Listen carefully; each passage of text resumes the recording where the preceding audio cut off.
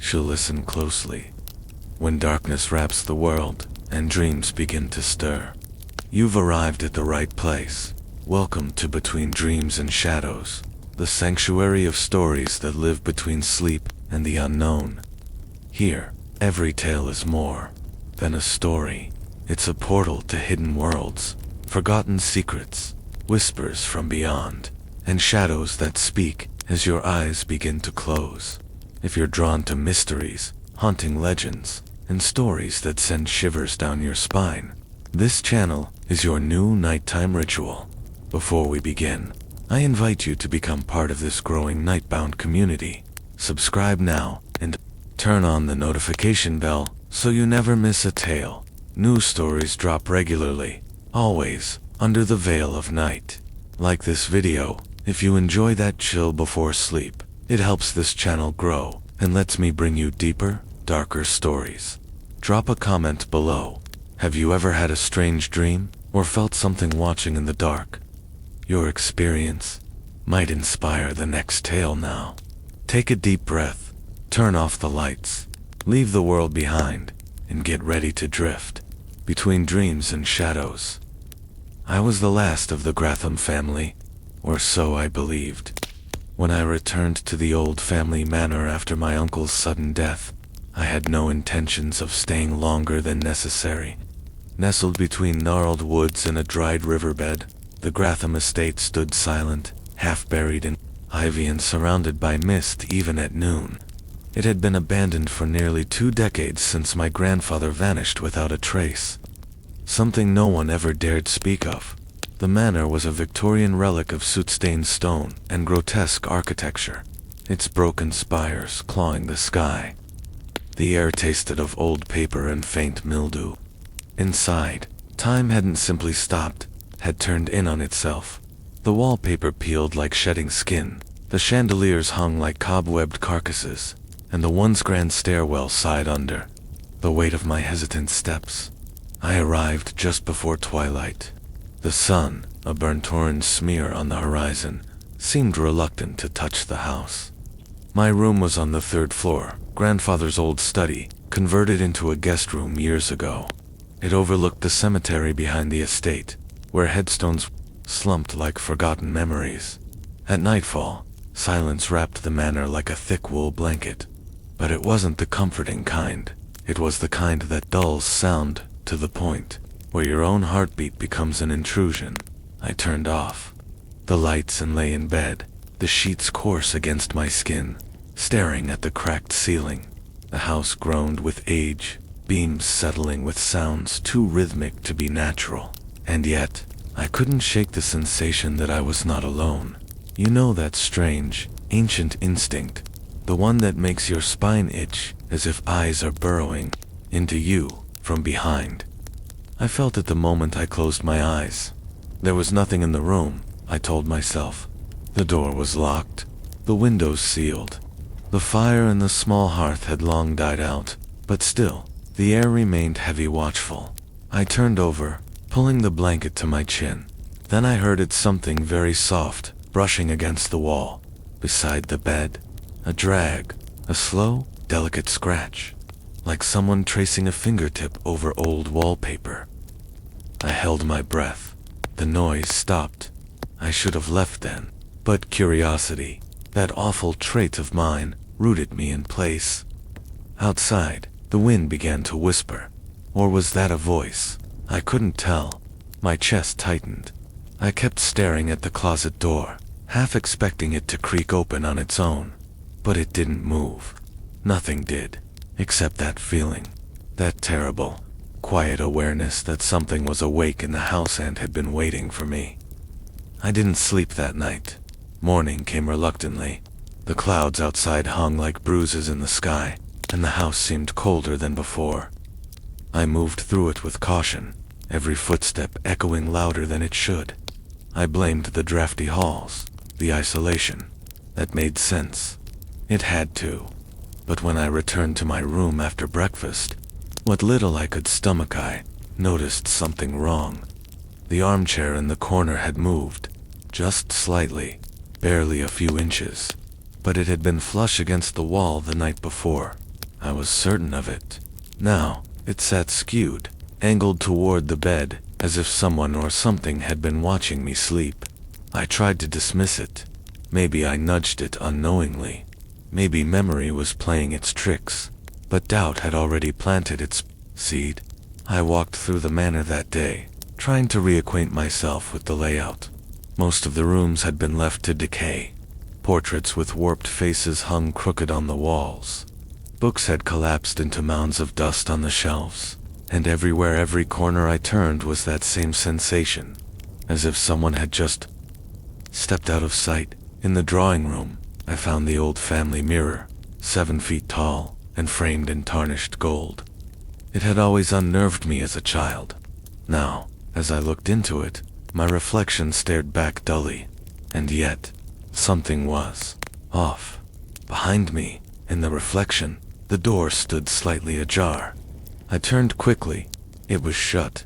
When I turned back to the mirror, the door in the reflection was closed too, exactly like my own.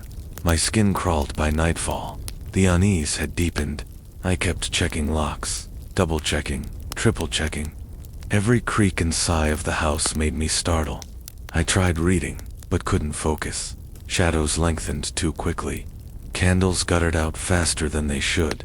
And then, in my room, I noticed something else. The books on the shelf had shifted. Not many. Just 2 volumes thicker than the others now, leaning away from each other, as though an invisible hand had thumbed through them. I didn't touch them. I didn't want to know what page they'd been opened to. Lying in bed that night, I felt the pressure mounting, the kind that builds slowly in your skull, like a migraine of the soul. I stared at the ceiling, breathing shallowly, afraid of making a sound, lest I hear something worse in return. It was irrational, I told myself. The house was old. Old houses make noise. But logic was a dying lantern in a cave, growing darker by the hour. That's when I saw it. In the corner where the shadows fell heavy as something moved. Just a flicker, like breath condensing in winter. A darker patch within darkness. I blinked. It was gone. But now the room felt different. I wasn't just being watched. Something had stepped inside. The third night brought with it a strange stillness, one that didn't feel like rest, but suppression. Even the wind had stopped whispering.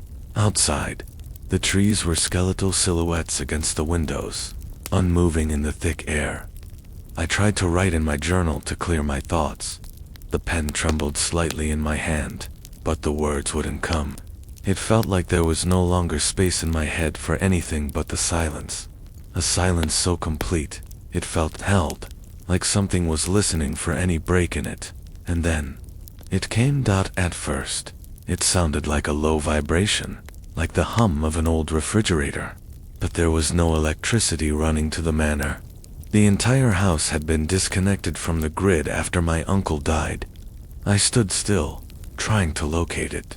My ears strained, heart racing. The hum deepened, became layered. It wasn't mechanical. It was organic, a voice. No, many voices, whispering, too soft to understand, too numerous to ignore. The sound wasn't in the walls, or outside the door. It was inside the room, inside my head. I covered my ears. It made no difference. The murmurs fluttered just behind the eardrums like moth wings against glass. I couldn't understand the words, but I felt them. Each syllable dripped with intent. Not language, but meaning. Unmistakable and cold. You shouldn't be here. I turned on every light I could find. The bulb in the overhead fixture burst instantly, plunging the room into a pulsing amber glow from my lantern. The mirror at the far wall, the one I had avoided, was vibrating slightly.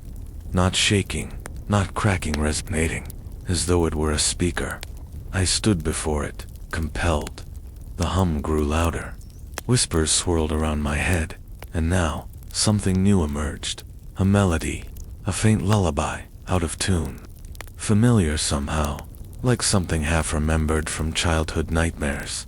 I stepped back, breath shallow, heart thudding in my chest like a trapped bird. and then came the sound that broke the boundary between fear and dread. Knocking 3 deliberate knocks from inside the closet, not the frantic thump of rodents or the creak of wood. This was intelligent, polite, almost as though something had finally worked up the courage to announce itself. I froze. My mouth opened, but no sound came out. I couldn't move, couldn't even blink. The knocks were followed by silence, but not the kind that reassures, the kind that makes you realize you're being waited on. And then, the doorknob turned, just slightly. A quarter turn, enough to let me know it wasn't stuck, enough to confirm it was never locked at all. I stumbled back. The whispers fell silent. The humming stopped. The knob returned to its place, but the presence remained unseen, uninvited, and worse, aware. I did not sleep. I couldn't. Every time I closed my eyes, I imagined the closet door slowly opening, inch by inch, releasing whatever had been waiting patiently inside. But it never opened. Not fully. It didn't need to. The thing had already stepped out. I felt it now, constantly, like a weight pressing down on my lungs, or a gaze that followed me from the corners of mirrors and the reflections of windows. It didn't appear.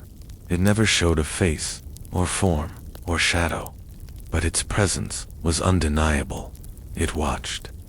When I entered a room, I could sense it arriving a second before me, like air being pulled back to make space. The temperature dropped. My thoughts slowed. Time seemed to thin out, stretching like wax near a flame. Things began to move on their own, not dramatically, not in the way horror movies train you to expect. There were no flying objects or slamming doors. No, this was subtler. I'd place a cup on the table, turn away, and when I looked again, it had shifted half an inch. A book left face down would be closed the next morning. The armchair in the corner returned to its original position, then turned slightly toward the door. Always toward the door, as though awaiting someone's return, or watching for someone to leave. By the 5th day, I'd stopped pretending I was alone. I spoke aloud sometimes, just to break the silence, to test it. Who are you? What do you want? Why this house? No answer ever came, but the house reacted. A soft creak in response, a flicker of candlelight, a drawer that refused to stay shut, and then the dreams began. I'd nod off only briefly, moments, rarely, but every time I did, I saw the same scene. A long hallway I didn't recognize, lit by a sickly green glow, with portraits lining each side. Only the portraits didn't have faces, just black smears where eyes and mouths should have been. At the end of the hallway stood a tall figure, completely still, faceless, shapeless, shapeless, but not formless. It felt like someone I should know, someone who had once called this place home. When I awoke from these dreams, I'd often find my feet bare, covered in dust, as though I'd been walking somewhere, as though the line between dream and waking had begun to bleed. One morning, I found footprints on the floor, leading from the closet to my bedside. Just one set, small, childlike, bare. They weren't mine, and in the dust on the desk, a single word had been written with a fingertip. Remember. But I didn't. I couldn't. Still, I began to suspect something terrifying. The presence in the house wasn't just haunting me, it was part of me, or had been, and it wanted back in. The house was no longer just a place. It had become a presence, itself a thinking, breathing, waiting thing. And every day it seemed more convinced that I belonged to it. I tried to leave once, packed my bag at sunrise, slipped out quietly. The sky was an ash-colored dome, flat and unmoving, and the gravel of the driveway crunched beneath my hurried steps. I remember getting into the car, slamming the door shut, turning the key, nothing, not even a cough from the engine. The battery was drained, but it had been working the day before. I checked under the hood. No corrosion, no frayed wires, It was as if the car had aged 20 years overnight. When I turned around, the manor loomed in the distance, watching me with those hollow windows. It felt amused. Not angry, not even threatening. Amused, like it knew I wouldn't get far. I walked back. The moment I crossed the threshold again, I felt it. A shift, a drop in pressure. The same sensation you get when stepping into a chapel or a crypt. The air held its breath. The walls listened. I wasn't just inside the house now. I was within reach. That night, the warnings became clearer, more deliberate. In the hallway leading to the attic where no one ever went, I found dozens of sheets of old parchment laid out across the floor. Each one bore the same symbol, a circle of jagged lines, intersecting through a triangle, over and over, drawn in what looked like charcoal or something darker. And on the final page, a sentence written in cramped, furious script. He opened the wrong door. Don't follow him. I didn't recognize the handwriting, but the paper smelled like my grandfather's study. Dry leather ink and something sharp like ozone before a storm. My hands shook as I picked up the page. That symbol, ... I'd seen it before. On the edge of the mirror frame, on the spine of one of the books that had shifted on their own, and, chillingly, faintly carved into the wooden headboard of my bed. None of this was random, none of it recent. I was only just beginning to see the layers. The dreams returned, sharper now, no longer just faceless portraits in hallways. I began seeing a figure in a rocking chair, back turned to me, whispering a lullaby through stitched lips. The same broken tune I'd heard from the mirror. I'd wake with the tune still ringing in my ears, my fingertips stained with black dust. I stopped trying to explain it. I started writing it down. Everything, the dreams, the voices, the movements, because I feared forgetting was part of the curse. That maybe my uncle forgot. That my grandfather did too. That forgetting is what let it in. And then came the pattern. I noticed that every time I saw the symbol, something happened within the next hour. Something small, but undeniable. A cold spot in the hallway. A voice humming in a vent. The mirror, fogging up even without breath. The disturbances weren't random at all. They were scheduled, timed, scripted. The house was giving me a trail, and I knew where it led. The cellar, the only place I had never dared to go. The door was sealed with iron, bolts and an ancient padlock. But recently, I'd begun to hear something from behind it. Not knocking, not scratching, whispers not, like the others, not ethereal. These were direct. They were calling my name. The cellar door had always been there, buried in the west wing of the manor beneath faded portraits and dust-choked furniture. But I had never tried to open it. Not truly. Even when I was a child, I knew you don't go down there. But now, the whispers made that choice for me. They had begun saying more than, "My name? We kept it for you." He left the door open. Come see what he did. I waited until nightfall. Something told me the house would only permit this descent in darkness. I carried the lantern and the key I found in my uncle's belongings. Heavy iron, ancient. It had the symbol etched into its handle. I didn't question how I knew it was the right one. The cellar had been waiting for it. When I inserted the key into the padlock, it clicked before I even turned it. The door creaked open slowly, not resisting, but inviting. A warm breath of air escaped, thick with rot and age. The stairwell beyond dipped into a yawning black throat of stone, damp and steep. My footsteps echoed downward, and with each step, the air grew denser, heavier, as if reality itself became less certain the further I went. The cellar wasn't made of stone like the rest of the manor. It was carved from earth, as though it had existed before the house was ever built. At the bottom was a narrow corridor lit only by the trembling glow of my lantern. The walls were etched with the same symbol, repeated like a chant. and between those markings were names, dozens of them scrawled into the clay. My ancestors. My name among them. One name had been freshly carved, the soil still crumbling around it. Elias, Grath, M. Mine. I felt cold despite the closeness of the walls. The passage ended at a door, wooden, but sealed with melted wax and cords of dried hair. I felt the pressure behind it, a heartbeat, not mine, and then I heard it, a voice, not whispering, not disembodied, speaking clearly. You've already chosen to stay. My hand reached for the handle on its own, trembling, disobedient. You always do. The door creaked open, and the room inside, if it was a room, revealed nothing but endless dark. A formless void, and in its center stood a figure, tall, unmoving, faceless. Now, I knew it. I had seen it before, in the dreams.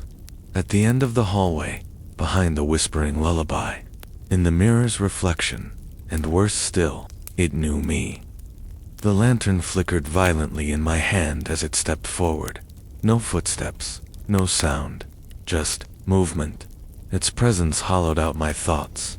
I couldn't remember who I was, only that I had always been coming to this place, this moment had happened before, that perhaps it never stopped happening. Then it reached toward me, not to harm, but to touch. And as its fingers brushed mine, I saw them, every generation of my bloodline, staring through my eyes. Each one had come to this place. Each had seen the figure. Each had opened the door. I stumbled back, the spell broken, ran up the stairs, slammed the cellar door behind me. I was shaking, breathless, but changed, not because of what I saw, but because it had let me leave. For now, after the cellar, the house no longer pretended. It dropped the veil of subtle hauntings and grew bolder in its manifestations. Every corridor creaked as though bearing witness. Every room exhaled when I entered, like lungs contracting in relief or anticipation. It wasn't just a haunting, it was inheritance. And now that I had seen what waited below, there was no more uncertainty. Only the slow, creeping acknowledgement that I was becoming what they had all become, my grandfather, my uncle, and all the others whose names I traced into the walls of the cellar. I began losing time. I'd find myself standing in unfamiliar parts of the manor, staring at paintings that didn't exist the day before. I'd light a candle in one room and find it already burning in another. The clocks no longer ticked in unison. Some moved backward. Others stuttered like a dying heartbeat, and then came the sounds again, but not whispers now. Footsteps clear, distinct, mimicking my own, following, pausing when I paused, moving only when I dared not look back. One night, I returned to my room and found the bed turned down, the sheets smooth, a single feather lying on the pillow black as ink, warm to the touch. I had not made the bed. I hadn't even slept. I didn't trust myself anymore. My hands would tremble when I looked at them, as if they'd done things I couldn't remember. Once, I awoke, holding the iron key against still damp from the cellar's soil. But the door below was locked, sealed, again, as though the house wanted me to forget, but I couldn't. That was the real curse. The more I tried to hold on to myself, the more the manor seeped into me. I began humming the lullaby in my sleep. Neighbors from the nearby village said they heard it drifting across the fields, even though the windows were closed. A tune that should not be remembered, passed from blood to blood, like a contagion. And then, I found the painting that hadn't been there before, hung in the grand hall, where the family portraits gathered like silent judges. It was my face, not exact but close enough, a likeness aged and sorrowful. The plaque beneath it read, Elias Gratham, the final one who returned. It wasn't just a haunting. It was a cycle, and I was already part of it. I tried one last time to fight it, to burn the journal, destroy the mirror, seal the cellar door with salt and prayer, but none of it mattered. The house wasn't a victim of evil. It was the Evil thought, it became what we brought into it. It fed on bloodline, memory, legacy. It never needed to chase anyone down, because it always knew. We come back, one way or another. And that final night, as I stared into the mirror and saw not my reflection, but his faceless figure, understood, there is no escape. Not for me, not for any Gratham, not for anyone who dares to stay too long after dark. The mirror never showed my face again, no matter how brightly I lit the room, no matter how still I stood. It would only reflect that other unmoving, faceless. At first I thought it was just a trick of memory, a ghost of the cellar that followed me up the stairs. But I was wrong. It wasn't following me, it was becoming me. And in the weeks that followed, I stopped trying to resist. You don't notice when the last threads of your identity unravel. It happens in pieces, like moths chewing through the edges of a treasured coat. One day you can't remember what your voice sounds like. Another, you forget your mother's name. The next, you find a photograph of yourself and feel nothing, no spark of familiarity, no recognition, just cold detachment. I kept the journal beside me for as long as I could, until my handwriting no longer looked like mine, until the words I wrote began appearing on the walls the next day, whispered from the floorboards at night, burned into the mirror's surface. Even my thoughts no longer felt private. The house listened, worse. It answered, and slowly, I came to understand what it meant to be the last Gratham. We weren't cursed with misfortune, or haunted by ghosts. The truth was simpler, crueler. We were chosen. Chosen by something older than this house, older than the Gratham name, a presence that could not be faced because it had no face, could not be escaped because it had no body to trap. It waited only for inheritance, and in my blood I carried the final key. It was never about the cellar, or the dreams, or even the figure in the dark. It was always about survival. It's survival now. I sit in silence. The house is quiet. The presence no longer shifts in corners. There are no more whispers, no more footsteps behind me, no flickering lights or moving shadows. That should be a relief, shouldn't it? But it isn't, because I know the reason for the silence. It's inside me now. When I look into the mirror, I see no one, not Elias, not the faceless man, just absence. And I know, deep down, that the story will begin again. Maybe not in this house, maybe not in this lifetime, but somewhere, the name Gratham will stir. Someone will hear the lullaby. Someone will be called back to a place they shouldn't remember, and the door will open once more. That's how it works. That's how the story never ends. It waits, and fear, stays. Could you sleep after hearing this? What do you think really happened? Was Elias possessed, consumed, or simply returning to what he always was? Let me know your thoughts in the comments, and if you dare, explore another tale before bed. The house is always listening.